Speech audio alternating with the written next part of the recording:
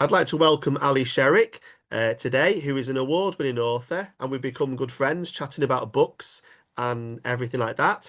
And particularly, we're going to talk about her award-winning novel Black Powder, which is a multi-award-winning book. It's been shortlisted for many awards as well, and it was the 2017 Young Quills winner in its age category. So, thank you, Ali, for being with me today, and it's great talking about books with you. I want to start off with obviously Black Powder, this amazing story about Guy Fawkes, and I just wondered what led you to write Black Powder.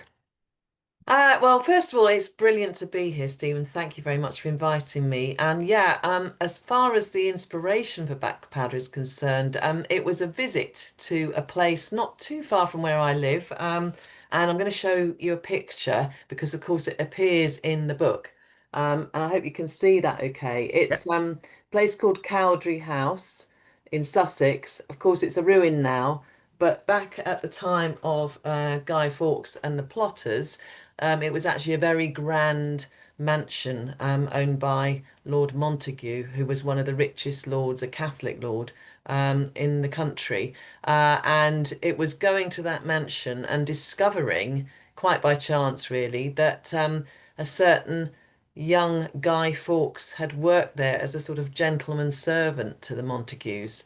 And he'd actually got fired, so I don't know what he'd been up to, but Yeah. and I just, it just set that story question spinning, what if a young boy came here on a mission of his own? What if he met a stranger? And so the story unfurled. And I was particularly excited about the gunpowder plot because my husband had read a brilliant book which I might mention in a minute, and really truth, as they say, is stranger than fiction, and it was such an exciting story and far more complex than I ever thought it had been when I learnt about it at school. So that was a coming together of two ideas really that sent me off to scurry away to the research department and write the book. Thank you very much. So tell me a bit more about the research that you did then, because obviously, you don't just get a book like this, it doesn't just descend from the sky. Someone's got to research it, someone's got to write it. So what research project did you undertake to write this novel? Um, well, I mentioned the book. I've got it here actually. It's an old copy. I think the cover's a bit different now, but it's called The Gunpowder Plot, Terror and Faith in 1605. And you can see if my fingers aren't covering, it's by Antonio Fraser, who's a fantastic writer, one of the greats of historical non-fiction.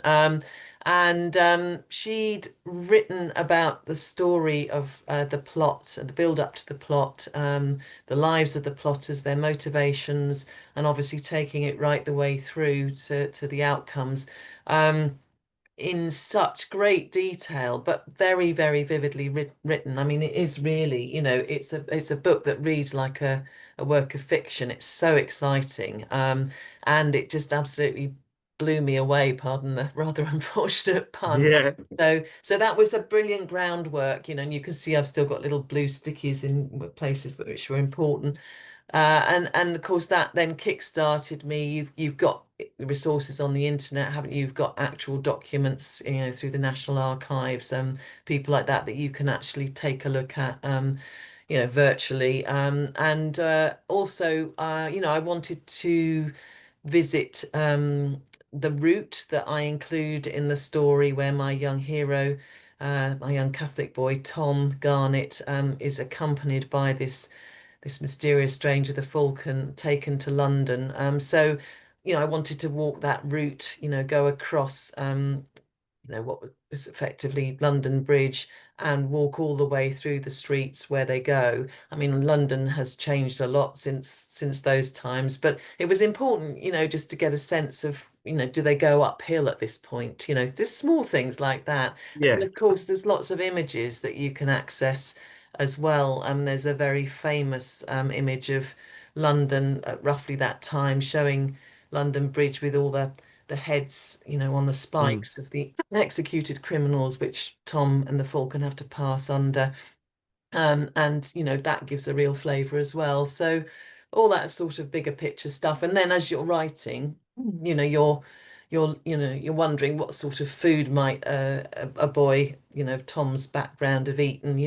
Did he go to school? He discovers a very rich, rather superior cousin called Cressida, who he never knew he had at the start of the story. What sort of clothes would she wear? What was her life like living in this grand Mm.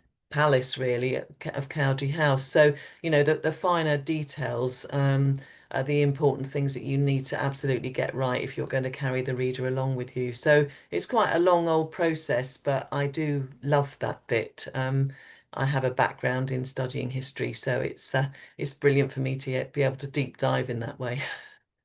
And actually, doing that makes the book so much more valuable for children because they get a real sense of what life was like for people, particularly Catholic people, I think, Yes. in that period. Now, talking of Catholics, I've chosen a little section of the novel to read because it really touched my heart. And I'll try not to cry. I was telling Ali she made me cry 3 times during the novel. I never thought I'd cry over Guy Fawkes, but I did. Um, And I just want Ali to think about her interpretation of Guy Fawkes and what you hope to get across about Guy Fawkes in this novel. So, towards the end of the novel, the little boy Tom has kept a memento uh, from Guy Fawkes. And obviously, the two of them had got quite close, even though Guy Fawkes was a dangerous man. And he's talking to his dad about Guy Fawkes. And this is what he says. His father raised an eyebrow. How did you come by that? Tom traced a fingernail over the bird's diamond eye. A soldier gave it to me. I see, his father frowned. And was he an honourable man? The ache started up in Tom's chest again. He shrugged. I don't know. He did bad things, but some good things too. His father's frown melted into a smile. He ruffled his hair. Then he's human, like the rest of us. He pressed his fingers back over the ring. Keep it, son, in memory of the good. So I really love that, Ali. Thank And you. I'll ask you the question that Tom's dad asked him. Was he an honourable man? Gosh, yes. Well, I mean, I think in doing my research, and in particular in reading the book that Antonia Fraser wrote. I mean, it was such a fully sort of fleshed out representation of all the plotters. But of course, of Guy Fawkes, he plays the pivotal role, doesn't he? And is discovered, lantern in hand, in the cellars, about to set light to all these barrels of gunpowder. And I just remembered as a child just learning the real basics about him, and it was such a cartoonish representation. And of course, as a grown-up woman, I absolutely understand that life isn't as simple as that, and that it absolutely wasn't. And that people, made choices, because they truly believed. I mean, faith was such an important part of society, in those days, and we perhaps have lost touch with that. We've become much more secular. So they were motivated by these really passionate, strong beliefs. And it turns out in my research, I discovered that Guy Fawkes was actually born a Protestant and was a convert, Mm, the Catholic faith. And they believed, the plotters, that they'd been let down by King James when he acceded to the English throne. They'd thought that he was going to relax some of the anti-Catholic laws that had been in place under his predecessor, Queen Elizabeth. And, you know, I think he was playing a little bit, both sides really. And then he didn't, relax the laws, and they got incredibly angry, because I suppose they were so pent up, and decided, wrongly, obviously, to take matters into their own hand and to try and overthrow him and the people surrounding him. And of course, it did backfire quite disastrously for them personally. But at the time that, my story is set, they're building up to that, and they believe that they're going to be successful. And I think, yeah, they were all men, they were human beings, and they had their frailties and their strengths. And, Guy Fawkes was a soldier, and, he did fight over in the Spanish Netherlands, I think it was known as then, as a mercenary, but he fought very bravely. And he was very loyal to the people that, he became friends with, the plotters. And I just felt it was important. It's important for young people to see that somebody can be guilty of doing very bad things, but at the same time, there's humanity as well. I mean, there has to be. No one is purely evil or purely bad. And I think I've probably created what's known as an anti-hero in fiction. So somebody that, as the reader, you you're not sure how you're meant to feel, because actually, they've done really bad things, but actually you can see that, there are kindnesses and, Mm. they're charismatic and they can pull you along with them. So I hope that answers your question. It really does. And talking of his loyalty, I mean, I remember doing my research for the course and finding out that he'd suffered the rack for 3 days before actually giving up the names of his co-conspirators. And so many people apparently only had to look at the rack and the words would start tumbling out. Yet he was a man who was much braver than that and much more loyal than that. And so I think that humanity is what touched my heart when I was reading the Yeah. story.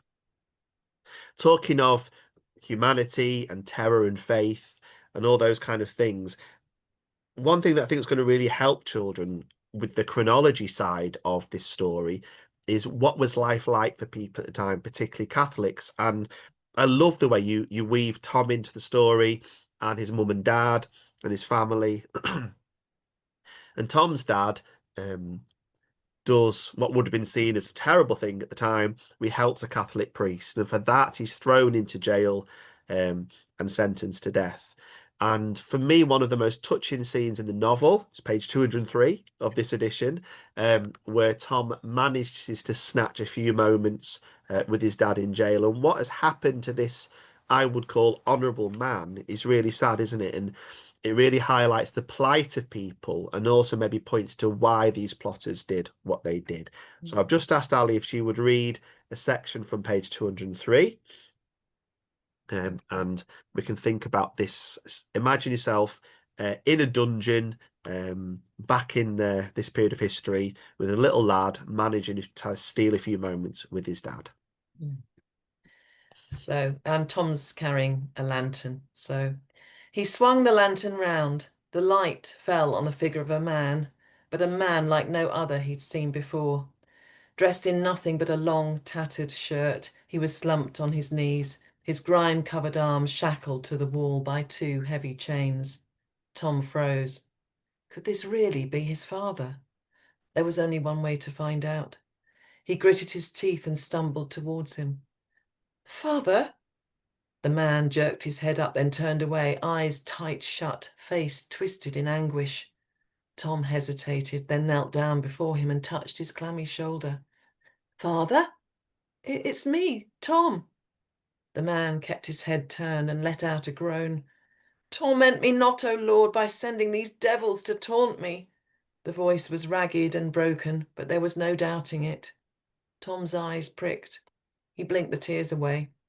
He mustn't cry, not now. Look at me, father. He shook him gently.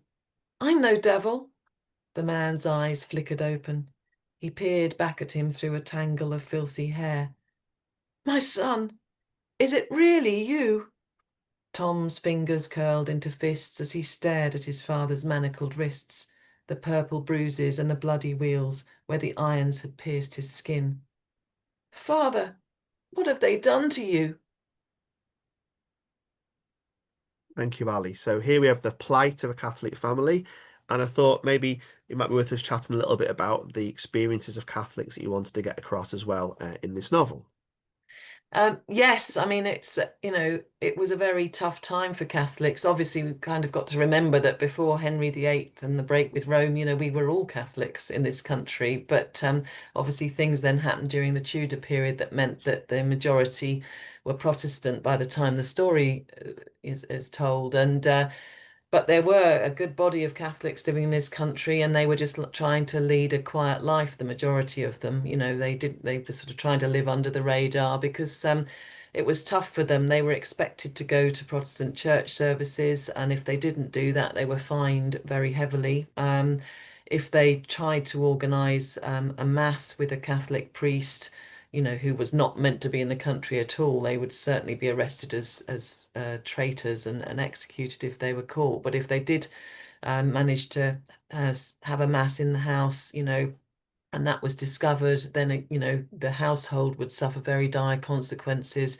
Um, and so it was a very tough time for them. And as I say, the majority didn't want to poke their heads above the parapet, Yeah. understandably. I think probably you and I wouldn't want to do that either. So they, when the plotters, got to work and then, plot obviously wasn't successful.